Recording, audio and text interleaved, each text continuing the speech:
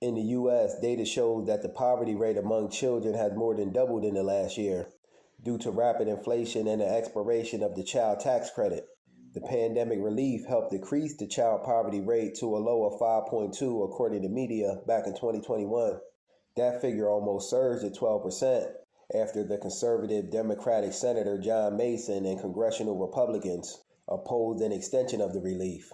John Mason's vote was the decisive vote according to media. He also falsely claimed that low-income parents used the payments to buy drugs, but the data proves otherwise. The payments were used to buy food and help with the rent. You can't make this kind of stuff up. These no-good politicians and lawmakers, America ain't nothing but some crooks. The Democrats and the Republicans, the red and the blue, ain't nothing but some branches off the same tree, if you get my drift. They take from the poor and working class people that's struggling day to day just to make it and get by, in favor of helping out the rich 1% bloodsuckers of the poor. The rich get richer and the poor get less.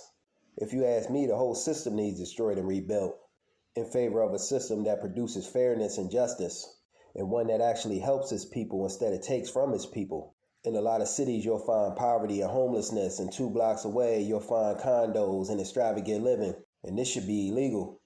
Did you know that in some other countries, you don't have to pay for healthcare insurance? It's given free to you for just being a member of that particular nation. Some other countries don't even sell this poisonous food, chemicalized food that America does. That's because they don't want to harm and kill off their own people like America. I watched a clip of a documentary where a large amount of people out there in Seattle were homeless, living in tents in a church parking lot, in which they said the city tolerated this.